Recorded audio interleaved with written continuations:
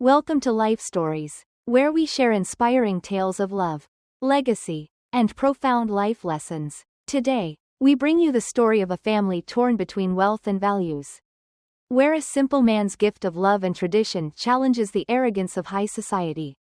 Join us as we explore how true richness isn't measured by money, but by the legacy we leave behind. Don't forget to subscribe to our channel to start today's journey with us, Life Stories, where every tale teaches us something valuable. Let's begin this extraordinary story now. The Whitmore family was the epitome of aristocracy. For generations, they had woven themselves into the fabric of high society, and their name was spoken with a certain reverence, a blend of admiration and fear. From the grand marble pillars at the entrance of their estate to the carefully manicured lawns that stretched beyond the horizon, their wealth and status were undeniable. The Whitmore estate was a sprawling mansion, built in the early 19th century, with towering columns and windows that gleamed in the sunlight like rare jewels. The estate stood as a testament to a family that had long since perfected the art of living in grandeur. Their name etched in history as much by their fortune as by their unshakable social standing. Richard Whitmore, the patriarch of the family, was a man who carried the weight of generations on his shoulders. He had spent his life expanding the family's wealth, primarily in finance and real estate. Even in his 60s, Richard was impeccably dressed, his tailored suits sharp and crisp, his salt and pepper hair combed neatly back. A man whose every movement seemed to be calculated with precision. He carried himself with an air of authority that seemed to demand respect. His words were deliberate, measured, and rarely wasted. He expected the same from those around him, particularly from his son, William. Eleanor Whitmore, his wife, was the perfect counterpart to Richard's stern presence. She exuded grace, moving through society with a quiet yet unyielding presence. Eleanor was as much a fixture in high society as her husband, ensuring that the Whitmore name remained untouchable, well represented at every gala, every soiree, and every gathering of the elite.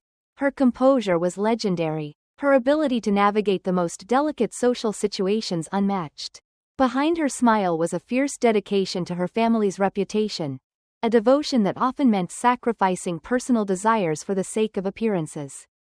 The Whitmores had only one son, William, and from a young age, it was clear that he was to follow in his father's footsteps.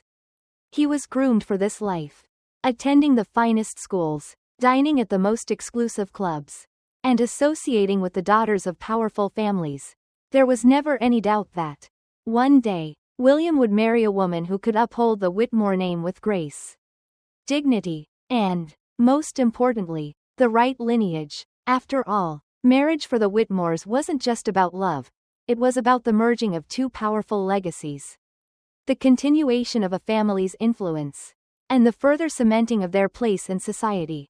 One evening, Richard and Eleanor sat in their grand dining room, the table set with gleaming silver and fine china, awaiting news from their son.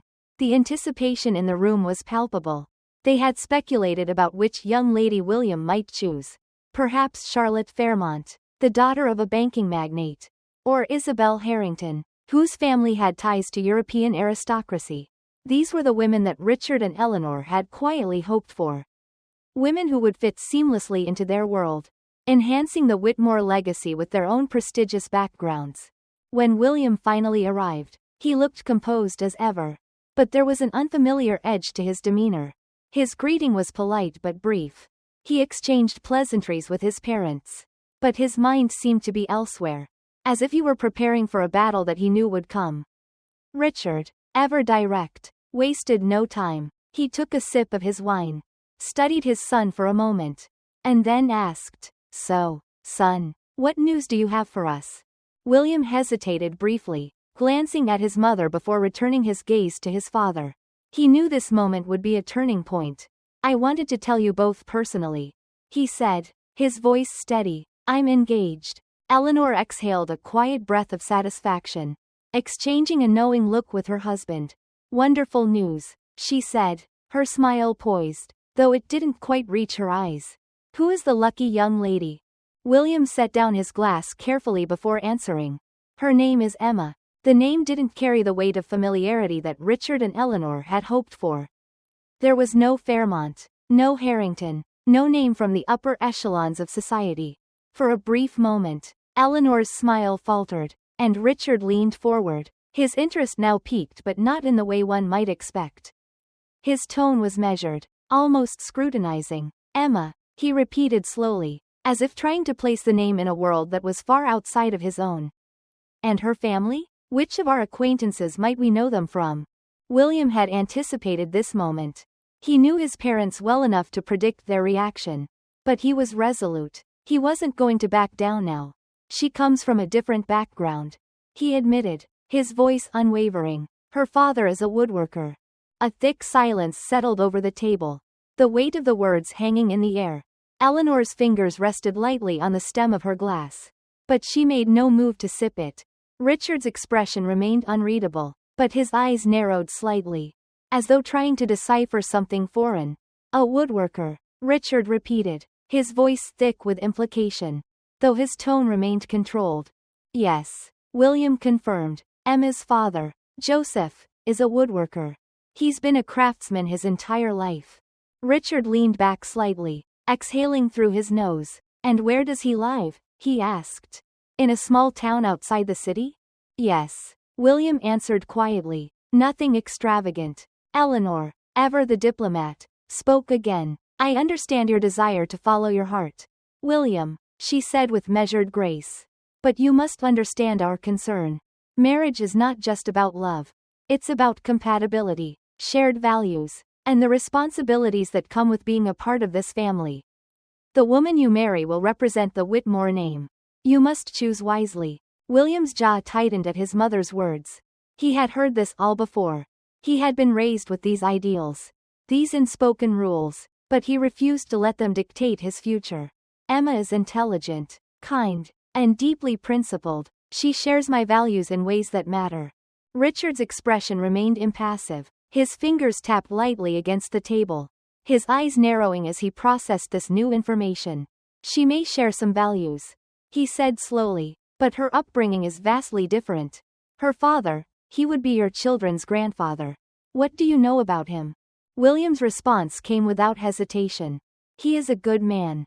Hard-working. He raised Emma with love and integrity. There was a long moment of silence, the tension thick in the room. Richard finally spoke, his voice cool and dismissive. I see, he said, leaning back in his chair, his gaze flicking toward Eleanor. Well, we will, of course, have to meet them. It wasn't an invitation, it was an obligation, an assessment. A necessary evaluation of whether Emma, and by extension her father, were worthy of joining the Whitmore family. The conversation shifted after that. While Richard and Eleanor tried to hide their disdain, they couldn't help but view Joseph, Emma's father, through the lens of their own upbringing. Their expectations were clear. They believed that wealth, status, and lineage were the foundations upon which any family should be built. Joseph's modest profession as a woodworker seemed to undermine everything they had worked so hard to build. But little did they know, it was Joseph's quiet dignity that would ultimately challenge their worldview in ways they couldn't yet imagine. The days following William's announcement were filled with a mixture of discomfort and anticipation. As Richard and Eleanor processed the news about their son's engagement to Emma, they couldn't hide their disappointment. They had hoped for a match that would elevate the Whitmore family further, someone with the right name, the right connections. Emma, a simple woodworker's daughter, didn't meet their lofty expectations. Yet, despite their initial reluctance, they did what they believed they must do. They agreed to meet Emma's family. The Whitmores, accustomed to grand social events where the guests' wealth was measured by the cars they drove and the jewels they wore, now found themselves stepping into a much humbler world. Emma's family home was nothing like the grand Whitmore estate. Instead of towering marble columns and gleaming chandeliers, it had wooden floors that creaked underfoot, walls adorned with simple but intricate carvings, and a kitchen where the smell of home-cooked meals lingered long after dinner had been served. Joseph, Emma's father, was a man of simple means but rich in character. He had spent his life as a craftsman, carving beautiful sculptures and furniture with his own hands. a skill passed down through generations. Joseph had always been a quiet man, content with his work and the life he had built for his daughter. But now, as he prepared to meet the Whitmores, there was a quiet anxiety in his chest. He had raised Emma with love, teaching her that the value of a person isn't measured by the weight of their possessions or the size of their bank accounts. Yet, even Joseph couldn't ignore the social chasm that existed between him and the Whitmore family. Emma had always adored her father. As a child, she had watched in awe as he transformed blocks of wood into works of art. His hands moving with patience and skill. He had taught her everything she knew about life, the importance of respect, hard work, and humility. But now, as she sat with him in their small kitchen, preparing for the meeting with William's parents, she couldn't shake the fear of how they might see her father. They came from a world so different from their own.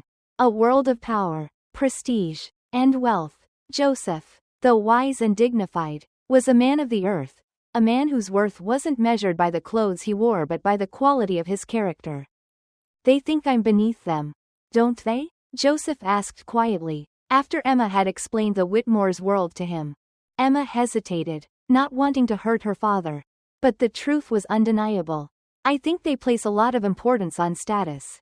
Yes, she said, her voice soft. But you're not beneath anyone. You've taught me that. Joseph chuckled softly, his smile full of affection. I don't care what they think of me. I am who I am. And I won't pretend to be anything else. Emma felt a wave of relief wash over her.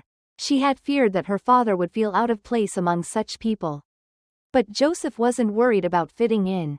He had spent his life standing firm in who he was. And he wasn't going to change now. Not for anyone. When William arrived to formally extend the invitation to the Whitmores' dinner, Joseph greeted him with warmth. There was no pretension, no grand show, just the quiet dignity of a man who had nothing to prove. As they sat down together, Joseph spoke plainly, his voice steady but full of meaning. You treat my daughter well, William, he said, his eyes never leaving the young man's face. That's all that matters to me. William met his gaze and nodded. I love her, he said simply, and I respect you, sir. Joseph studied him for a long moment before offering a small, knowing smile. Good, he said, then we'll have no problems. The dinner with the Whitmores was set for the following week. Emma, still uneasy, could only hope that her father's strength and humility would shine through and show Richard and Eleanor that there was more to a person than wealth and status. As much as she knew her father wouldn't change for anyone, she couldn't help but worry about the judgment he would face in a room full of people who viewed the world through the lens of money and power. But Joseph remained unfazed, determined that whatever happened, he would remain true to himself. As the days leading up to the wedding passed, Emma found herself growing increasingly disillusioned. What was supposed to be an intimate celebration of her love with William had quickly morphed into something entirely different, a spectacle. A showpiece for the Whitmore family's wealth and status. Richard and Eleanor, with their unrelenting need to control every detail, had taken over the planning, transforming what was once a personal affair into a grand, lavish event that had little to do with Emma's wishes. The wedding venue, which Emma had dreamed of, a quiet, serene garden, had been replaced with a ballroom in a prestigious hotel. One that would reflect the Whitmores' high status. The guest list, initially limited to close friends and family, had grown to include over 200 prominent figures from society, business, and politics. Every detail, from the floral arrangements to the music selection, had been meticulously curated to showcase the Whitmore name, not the love between Emma and William.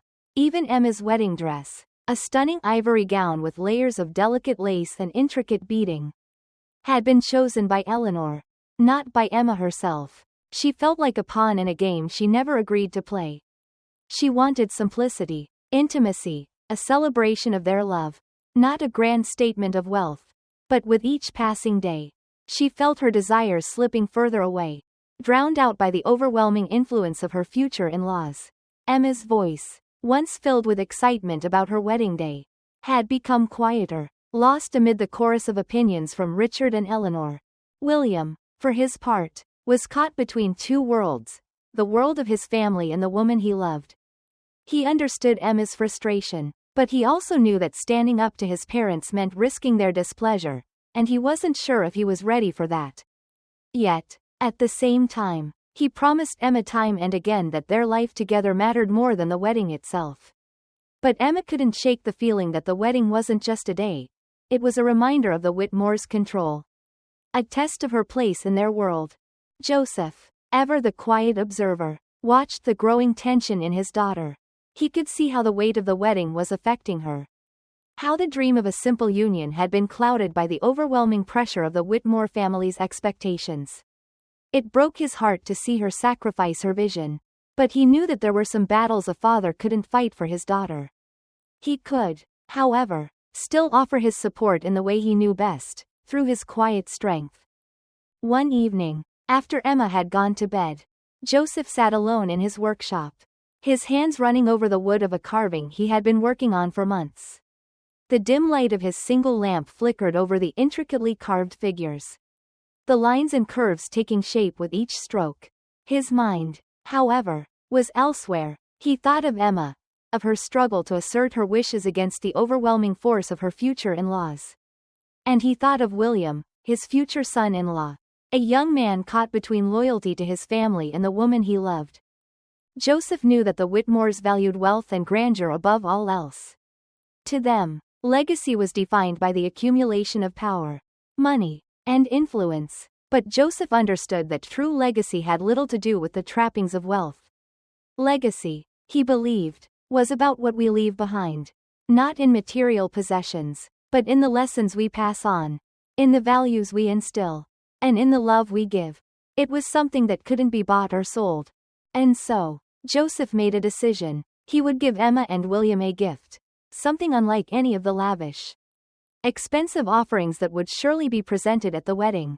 It would be a gift that couldn't be measured in dollars, but in meaning. It would be something deeply personal, a symbol of the history that ran through his veins, a reminder that wealth is not what makes a person rich.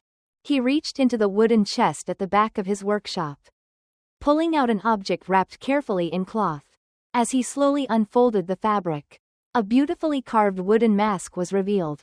The mask was old, its smooth, dark wood bore intricate patterns and ridges, each detail a testament to generations of craftsmanship. This was no ordinary piece. It was a legacy passed down through his family. A symbol of strength, resilience, and love. As Joseph ran his fingers over the mask, memories flooded back, memories of his own father, who had gifted it to him on his wedding day. The mask had been passed down through the generations, a tradition in his family. It was a symbol of more than just family. It was a symbol of the values that had been passed down: patience, hard work, and the importance of honoring the past while looking to the future. Joseph knew that the Whitmores would never understand this gift. To them, it would seem insignificant compared to the grand, expensive items they would be giving. But to Emma, and to William, he hoped it would serve as a reminder of what truly mattered in life: love, legacy, and the strength that comes from knowing who you are and where you come from. It was more than just wood, it was history. And it was theirs to carry forward. The day of the wedding arrived. And with it, the overwhelming extravagance that seemed to consume everything in its path. The grand ballroom, selected by the Whitmores, gleamed under the soft glow of countless chandeliers. The crystal prisms reflected a golden light across the polished marble floors, which stretched out in all directions like a sea of brilliance. Floral arrangements imported from abroad towered above the guests, their vibrant colors adding to the already opulent atmosphere. A live orchestra played softly in the background, its classical repertoire adding an air of refinement to the occasion. It was, without question, an event befitting the Whitmore name. Naomi stood in the bridal suite, gazing at herself in the full-length mirror. The ivory gown she wore was stunning, a masterpiece of delicate lace, intricate beading, and layers of satin that cascaded around her in a soft, graceful sweep. But it didn't feel like hers. She barely recognized the woman staring back at her, trapped inside a dress she had never chosen, for a wedding that she hadn't envisioned. The gown, the venue, the guest list, it was all too much. It was a spectacle, a performance, a declaration of wealth that overshadowed the true reason for the day. Her heart was heavy as she smoothed down the fabric of the dress. She tried to remind herself that what mattered was that she was marrying William, the man she loved. That was the one truth that had kept her grounded in the midst of everything else. Still, she couldn't shake the feeling that the wedding was no longer just about their love. It was about power, about the Whitmore family imposing their will on everything they touched. Beside her, Joseph stood quietly, observing the chaos that surrounded them. He was dressed in his best suit, modest but dignified, a stark contrast to the wealth and grandeur that surrounded him. His presence was calm, unwavering, in a world that seemed to move at a frenetic pace. Naomi walked over to him, her hand resting gently on his weathered fingers. "Are you all right?" she asked softly, her voice tinged with concern. Joseph chuckled, shaking his head. "You're the one getting married today," he said, his voice steady and full of affection. "And you're asking me if I'm all right?" Naomi smiled, but there was an unspoken weight in her eyes. "I just want to make sure you don't feel out of place." Joseph's smile softened as he placed his hand over hers. "I'm exactly where I need to be," he said, his voice filled with quiet confidence. "Don't let them make you forget why you're here." His words, simple and profound, gave Naomi the strength she needed. She took a deep breath, feeling a sense of calm wash over her. This moment, this union with William, was the most important thing. Everything else, every lavish decoration, every guest who judged them based on their wealth, would fade in time. What mattered was their commitment to each other, to the love they shared, and the life they would build together. The ceremony began, and the ballroom hushed as Naomi entered. Her gaze was fixed on one thing: William. He stood at the far end of the aisle, his eyes filled with warmth and affection. In that moment, nothing else mattered. The whispers, the glances, the judgment of the wealthy guests, none of it could touch her as long as she had William by her side. Their vows were exchanged, rings slipped onto fingers, and the crowd's applause seemed distant, a mere background to the joy and fulfillment that filled her heart.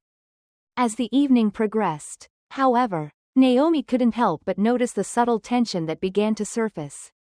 Her father, Joseph, who had been seated at a table among the guests, was the subject of hushed whispers and curious glances.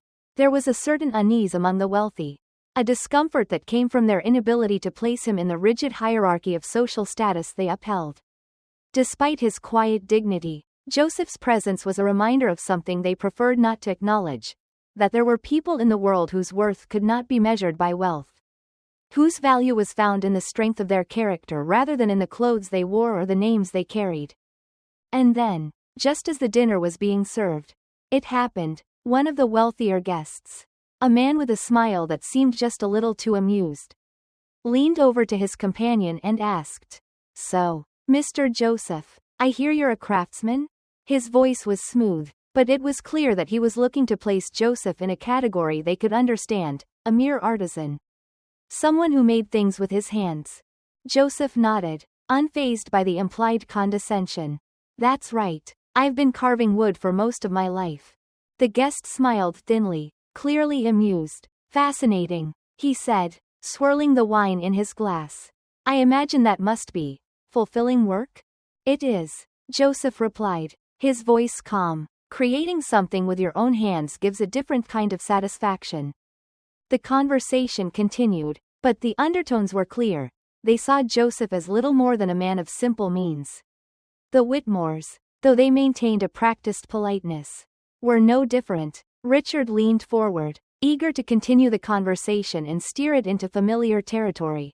"I suppose every family has their way of preserving legacy," he said smoothly, a challenge lurking in his words. "For us, it's been finance and governance. For others, craftsmanship." Joseph didn't flinch. "True enough," he replied, "but legacy isn't just about wealth. It's about what we leave behind for the next generation, what they carry forward." His voice was steady, powerful, carrying a wisdom that no amount of wealth could replicate. The room fell silent for a moment. The guests, who had initially mocked his gift as something insignificant, were now listening intently. There was an unease in the air, an awareness that Joseph's words carried weight. Something more valuable than the gold and jewels on display around them. The conversations around the room shifted, no longer focused on the superficial, but on something far deeper, something they had been unwilling to acknowledge.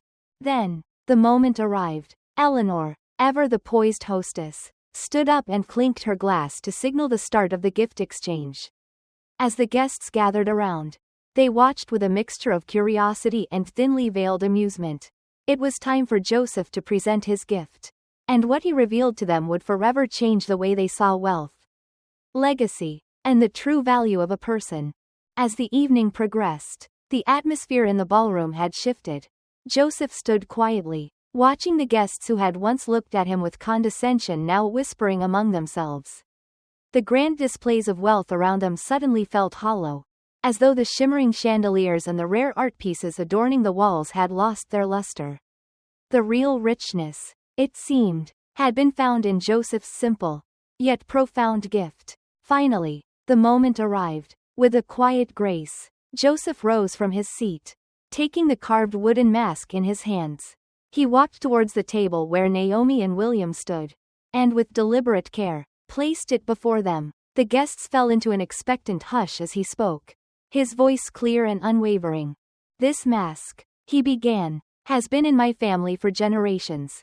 It was carved by my great-great-grandfather, a man who understood that true strength lies not in gold, but in the wisdom passed down through each generation. This is not just wood, it carries the hands of those who came before us." As Joseph spoke, the room grew silent. For the first time that evening, the guests were not thinking about the value of wealth, but of what truly mattered in life: family, legacy, and love. Even Richard and Eleanor, the epitome of aristocratic pride, were forced to confront the simple truth of Joseph's words.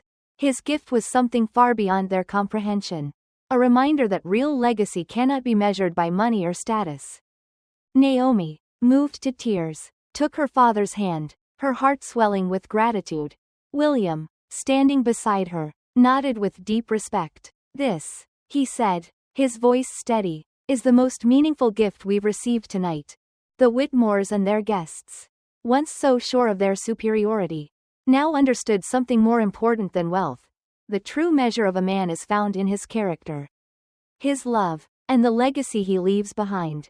If you enjoyed this story, make sure to subscribe to our channel to follow more incredible life stories.